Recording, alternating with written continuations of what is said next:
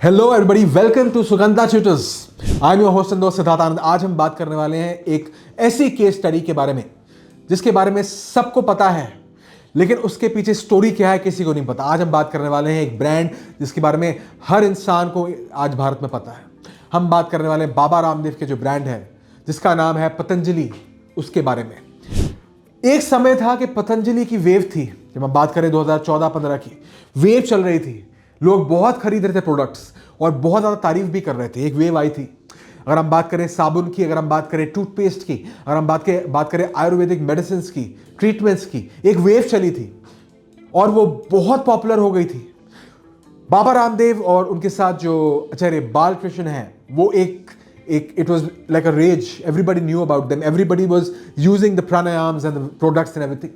पर उसके बाद सडनली अब क्या हुआ, सडनली कि वो पूरा जो है उनका एक जो मॉडल, बिजनेस मॉडल है, वो कोलैप्स कर गया है।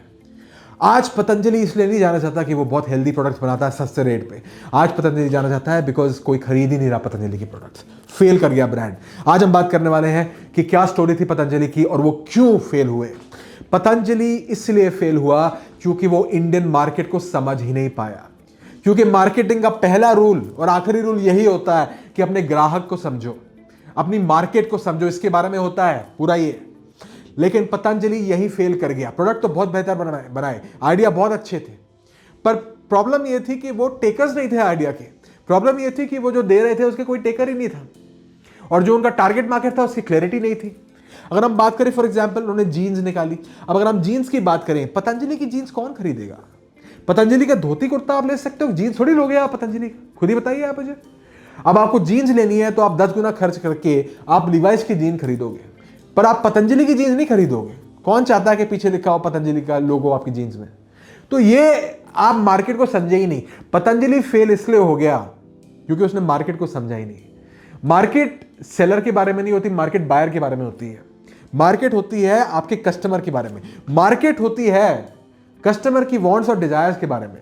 मार्केट होती है कस्टमर के माइंडसेट के बारे में। मार्केट होती है कस्टमर के नीड्स, वांट्स, रिक्वायरमेंट्स के बारे में। पतंजलि यही मार्क खा गया और इसीलिए वो आज फेल हो गया। पतंजलि अपने कंपेटिटर्स की वजह से फेल नहीं हुआ है, पतंजलि अपने माइंडसेट की वजह से फेल हुआ है। आप क्या दे रहे हो, किसको दे रहे हो, ये तो देखो। उसकी रिक्वायरमेंट क्या, उसको चाहिए क्या, ये तो देखो। पतंजलि फेल हो गया है यहां पे। तो आज हम सब जानते हैं कि पतंजलि के प्रोडक्ट्स बहुत अच्छे हैं। अब दूसरी चीज, उसको उन्होंने मास मार्केट प्रोडक्ट किया, अब वहां वो फेल कर गए। बहुत सारे अमीर लोग बोलते हैं हम पतंजलि यूज नहीं करते। क्यों? क्योंकि वो गरीब लोग के लिए होता है। ऐसी एक इमेज बन गई है। तो आप खुद ही सोचिए, अगर Patanjali right brand ambassador, right branding के साथ करता, तो आज देश भर के जितने भी middle income, higher middle class और जो हायर क्लास वाले, वो सारे पतंजलि की प्रोडक्ट यूज करते।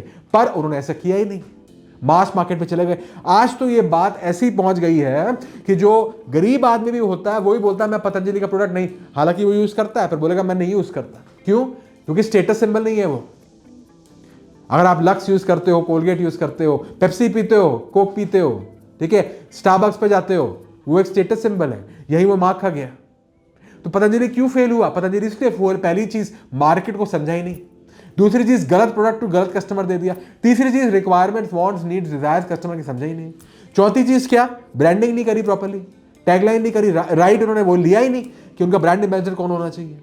इसीलिए पतंजलि फेल कर गया। तो ये पतंजलि की इससे हम क्या सीख सकते हैं?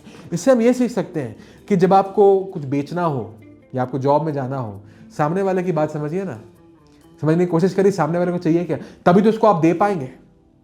तो Patanjali is a case in a point how a good brand becomes bad in the market. तो जो पतंजलि जब आई, उसने पेप्सी के बारे में बोला और कोक के बारे में बोला, सब बहुत कम सेल्स हो गई। लेकिन उसके बाद अब मामला कुछ उल्टा ही हो गया। फिर पेप्सी और कोक और थम्स अप ऊपर जा रही और पतंजलि नहीं जा रहा। और वो इसीलिए हुआ कि वो मार्केट को समझ नहीं पाए। कस्टमर कौन है, कस्टमर का माइंडसेट क्या है, ये सारी चीज़ें बहुत समझना ज़रूरी है। तो अगर आप बिजनेस स्टार्ट कर रहे हैं और अगर आपको अंडरस्टैंडिंग चाहिए, एक कोचिंग चाहिए, तो ज़रूर विजिट करिए सुगंधा ट्यूटर्स, बिकॉज यहाँ पे आपको best courses with the best professionals and best people मिलेंगे। This is your host and दोस्त सिद्धार्थ आनंद, साइनिंग ऑफ।